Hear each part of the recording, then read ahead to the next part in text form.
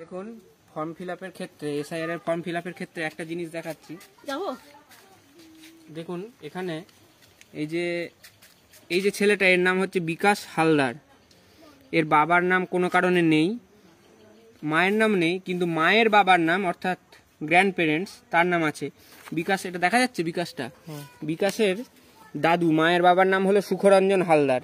তা এই নামের লিঙ্কেজ দিয়ে করা হবে। দেখুন 584 সিরিয়াল নাম্বার রয়েছে কোথায়, 104 নম্বর অংশে, 104 অংশ নম্বরে 190 পোল বা বিধানসভা ক্ষেত্রে। তো এখানে সে কিভাবে ফর্মটা ফিল আপ করেছে দেখুন, জন্ম তারিখ প্রথমে দিয়েছে, তারপর আধার নম্বর দিয়েছে, মোবাইল নম্বর, এগুলো আপনারা দিতে পারবেন, ইংরেজি হরফে দেবেন। বিমল হালদার নামের পাশে ব্র্যাকেটে কিন্তু বিমল হালদার স্পেলিংটা, সঠিক স্পেলিংটা লিখে দিয়েছে। তারপরে এপিক নাম্বার, বাবা মায়ের যার যা আছে সেগুলো যদি থাকে দেবে, যদি না থাকে দেওয়ার দরকার নেই। এবার চলে আসছি 2002 এর পার্ট। এখানে কি 2002 এর এসআইআর এর বর্ণনা এখানে দেওয়া আছে, সেই অনুযায়ী নাম দিয়েছে কার, সুখরঞ্জন হালদার, ওর মায়ের বাবা দাদু। এই নামটা দেখুন এখানে রয়েছে সুখরঞ্জন হালদার। তার পাশে এখানে কি করেছে, এপিক নম্বর যা এখানে দেয়া আছে সেই এপিক নম্বরটাই কিন্তু দিতে হবে। এখানে 2002 এর লিস্ট দেখে এই পুরো অংশটা ফিল আপ হবে। সেই অনুযায়ী এখানে দেখুন আত্মীয়ের নাম দেবেন্দ্র হালদার। দেবেন্দ্র হালদার কোথায় আছে দেখুন, এটা অনেকের প্রশ্ন, আত্মীয়ের নাম কি দেব। আত্মীয়ের নাম হলো এই যে এই সুখরঞ্জন হালদারের পাশে এই সম্পর্কিত ব্যক্তির নাম হিসাবে যে নামটি দেওয়া আছে এটিই কিন্তু আত্মীয়র নাম হিসাবে দিতে হবে।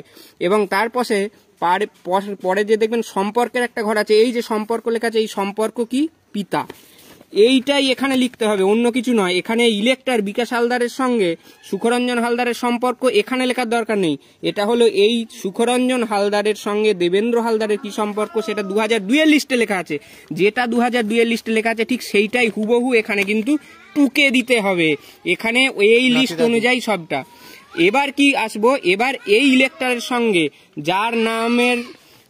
যার নামটা দিয়ে সুখরঞ্জন হালদারের নাম দিয়ে যে দেওয়া হচ্ছে এখানে রিলেশনটা আমরা এস্টাবলিশ করব, সেটা এখানে লিখে দেবো ব্র্যাকেটে নাতি দাদু। ইলেক্টর বিকাশ হলো নাতি, আর তার মায়ের বাবা অর্থাৎ দাদু হলো এই সুখরঞ্জন হালদার। সেটা আমরা যখন এখানে লিখে দেবো এই নামের পাশে, তখন কিন্তু পরিষ্কারভাবে বোঝা যাবে।